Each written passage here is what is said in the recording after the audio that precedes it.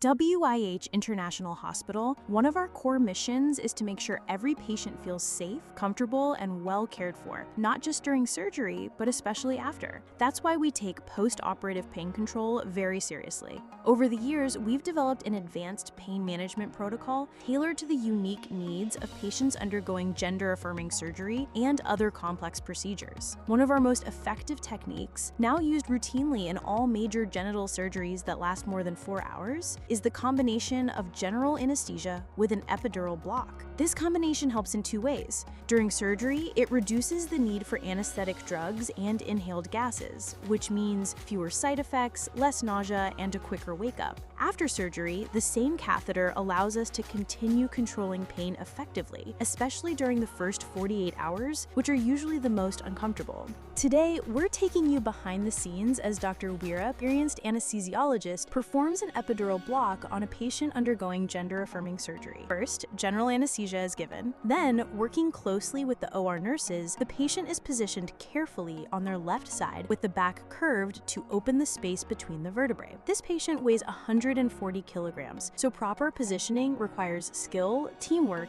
and attention to safety. Once the patient is in position, doctor gently advances the epidural needle, aiming precisely for the epidural space, a small area just outside the spinal cord. He passes through a layer called the ligamentum flavum before reaching the correct spot. Next, a soft, flexible catheter is inserted through the needle into the epidural space. This tiny tube will stay in place for about 2 days, long enough to deliver targeted pain relief to the lower half of the body, exactly where the surgery takes place. A small port, already connected to the epidural catheter, is carefully placed near the patient's collarbone and securely taped. This setup allows our anesthesiologist to administer pain-relieving medication in small, controlled doses throughout the surgery, even while the patient is lying on their back. We commonly use Marcaine, a long-acting local anesthetic that can control pain for up to 24 hours, and morphine in small, adjusted doses when needed, making it an ideal combination for managing post-operative discomfort effectively and safely. After surgery, we usually leave the epidural catheter in place for around 48 hours while the patient is recovering in the ward. If the patient experiences significant pain during this period, additional doses of medication can be delivered directly through the catheter,